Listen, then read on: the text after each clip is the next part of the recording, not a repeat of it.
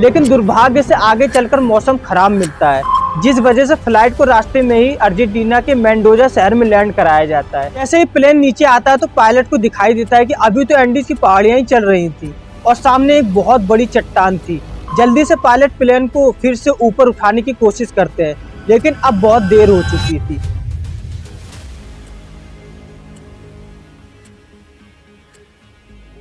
नमस्कार दोस्तों, फ्लाइट 571 की एक सच्ची और दिल दहला देने वाली कहानी, जिसमें 72 दिनों तक यात्रियों ने अपनी जान बचाने के लिए अपने मरे साथियों की लाशों को खाया और -30 डिग्री सेल्सियस की बर्फीली एंडीज की पहाड़ियों पर बिना किसी व्यवस्था के अपने आप को बचाया।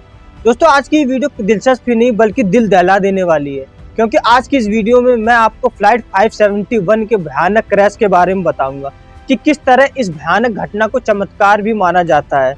तो चलिए दोस्तों, बिना देरी के वीडियो को शुरू करते हैं। 12 अक्टूबर 1972 को साउथ अमेरिका के उरुग्वे देश में एक चार्टर्ड प्लेन उड़ान भरता है, जिसके चिली देश की राजधानी सैंटियागो में पहुंचना था। इस प्लेन में रग्बी प्लेयर्स बैठे थे, जिनका मैच देखने उनकी फैमिली भी जा रही थी और कई सारे रिश्तेदार। दोस्तों, इस प्लेन में टोटल 45 पैसेंजर थे, जिनमें से 9 क्रू मेंबर थे। ये फ्लाइट 3 घंटे में अपने डेस्टिनेशन पर पहुंचने वाला था, लेकिन उससे पहले इसे एंडीज की पहाड़ियों को पार करना था। लेकिन दुर्भाग्य से आगे चलकर मौसम खराब मिलता है, जिस वजह से फ्लाइट को रास्ते में ही अर्जेंटीना के मेंडोजा शहर में लैंड कराया जाता है। फिर ये फ्लाइट रात भर यहीं रुकती है और अगली सुबह यानी 13 अक्टूबर को ये फिर से उड़ान भरने को तैयार हो जाती है। लेकिन प्रॉब्लम वही थी, मौसम अभी भी काफी खराब था।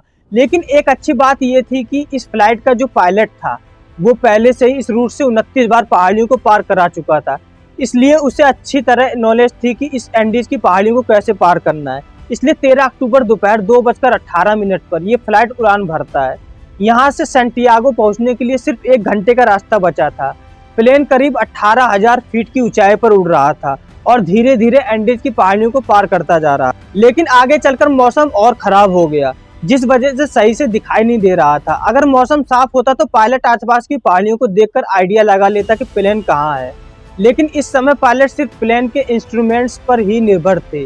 अब क्योंकि पायलट को पता था कि वो 1 घंटे में सैंटियागो पहुंच जाएंगे, इसलिए वो अपनी लोकेशन का रफ आकलन करते रहे और 1 घंटे बाद जब उन्हें लगा कि उन्होंने एंडीज की पहाड़ियों को पार कर लिया है, इसलिए उन्होंने सैंटियागो एयरपोर्ट पर एटीसी से प्लेन को लैंड कराने की अनुमति मांगी।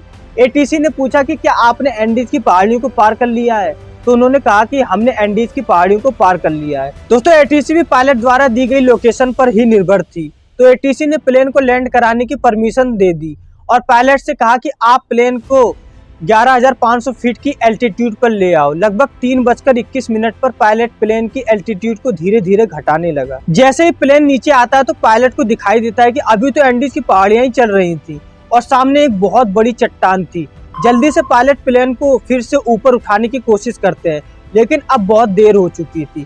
प्लेन को ऊपर उठाते उठाते प्लेन का पिछला हिस्सा पहाड़ी से टकरा जाता है और वह टूटकर अलग हो जाता है। प्लेन का पिछला हिस्सा खत्म होने की वजह से पीछे की जो सीटें थी वो यात्रियों सहित हवा में उड़ जाती हैं और 3 पैसेंजर हवा में उड़कर खत्म हो जाते हैं। इस टकराव में प्लेन का राइट विंग भी टूट चुका था, जिस वजह से प्लेन डिसबैलेंस हो जाता है, जिस वजह से उसकी दूसरी विंग पहाड़ी से टकरा जाती है और टूट जाती है। दोस्तों, अब सिर्फ प्लेन का फ्रंट पार्ट ही बचा था, जो 350 किलोमीटर प्रति घंटे की रफ्तार से नीचे ग्लेशियर में टकराकर पूरी तरह से तहस नहस हो जाता है और प्लेन के पायलट तुरंत खत्म हो जाते हैं। 45 में से 12 लोग इस घटना में मारे जाते हैं और 33 लोग अभी भी जिंदा बचे थे, लेकिन इनमें से ज्यादा लोग काफी जख्मी हो चुके थे और उन्हें ये भी नहीं पता था कि वो अभी कहाँ है।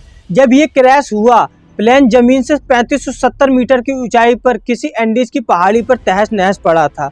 दोस्तों, घायल हुए पैसेंजर में से एक पैसेंजर था नांदो पराडो, जिसके सिर में चोट आई थी, जिस वजह से वो कोमा में चला गया था। अब परेशानी ये थी कि जल्द ही सूरज ढलने वाला था, जिस वजह से रेस्क्यू टीम के पास उनको ढूंढने के लिए ज्यादा समय नहीं था और अगर इनको नहीं बचाया गया तो बर्फीली पहाड़ियों पर इनके लिए रात गुजारना नामुमकिन होगा, क्योंकि यहाँ का तापमान रात में -30 डिग्री सेल्सियस तक पहुँच जाता है।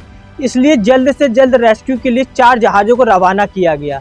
इन जहाज़ों ने एंडीज की पहाड़ियों को खंगाल डाला, लेकिन उन्हें कुछ नहीं मिला, क्योंकि प्लेन ऐसी जगह क्रैश हुआ था जहां पर सफ़ेद बर्फ और घना कोहरा था और प्लेन भी सफ़ेद रंग का था। इस वजह से ऊपर से देखने पर रेस्क्यू टीम को क्रैश साइट का अंदाजा ही नहीं हो पा रहा था। देखते ही देखते रात हो गई। और उस दिन रात भर के लिए रेस्क्यू ऑपरेशन को रोकना पड़ा। बचे हुए पैसेंजर को उम्मीद थी कि वो कैसे भी करके बस आज की रात काट ले, फिर अगले दिन उन्हें कोई बचा ही लेगा। इसलिए उन्होंने क्रैश पड़े प्लेन में शेल्टर बनाया और रात गुजारी। ये रात इनके लिए बहुत भयानक थी, क्योंकि आज की रात उन्हें -30 डिग्री सेल्सियस में गुजारनी थी। लेकिन 5 लोग इस रात को नहीं झेल पाते और अब सिर्फ 28 लोग ही जिंदा थे। अगले दिन की सुबह 14 अक्टूबर को सर्च ऑपरेशन फिर से चालू किया जाता है और 11 जहाज इन्हें ढूंढने के लिए उड़ान भरते हैं। लेकिन परेशानी वही थी कि सफेद रंग के कारण प्लेन बर्फ से नजर ही नहीं आ रहा था। इसलिए वो जहाज उन लोगों के ऊपर से निकल जाते थे, लेकिन उन्हें वो लोग दिखाई नहीं दे रहे थे। इसलिए उन लोगों ने जहाज़ों को सिग्नल देने के लिए लिपस्टिक का यूज किया, जिसमें उन्होंने लिपस्टिक से SOS लिखने की कोशिश की, लेकिन लिपस्टिक काफी कम पड़ गई, जिस वजह से उन्होंने अपने सूटकेस को बर्फ पर रखकर एक क्रॉस बनाया, जिससे जहाज उस निशान को देखकर उनके पास पहुंच सके। लेकिन उस दिन उनके ऊपर से 3 जहाज निकल कर गए, लेकिन जहाज़ों को ये दिखाई नहीं दिए और ये दिन भी गुजर जाता है। अगला दिन यानी 15 अक्टूबर को भी कुछ ऐसा ही हाल रहता है, लेकिन बचाव दल इन्हें ढूंढने में असफल रहते हैं। अब इन लोगों की उम्मीद पूरी तरह से खत्म हो चुकी थी, इसलिए अब वो लोग प्लेन में मौजूद चीजों से तकनीक बनाने लगे। वो धूप में बर्फ को पिघलाकर पानी की तरह पीने लगे, लेकिन खाने के लिए उनके पास ज्यादा कुछ नहीं था।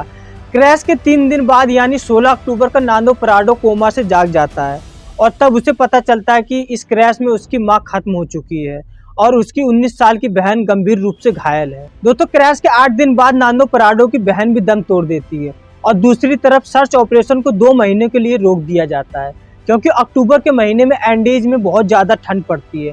दोस्तों, ऑफिशियल को ये लग रहा था कि इस क्रैश में सारे यात्री मारे गए होंगे, इसलिए उन्होंने मुर्दा बॉडी को 2 महीने बाद खोजने का फैसला किया।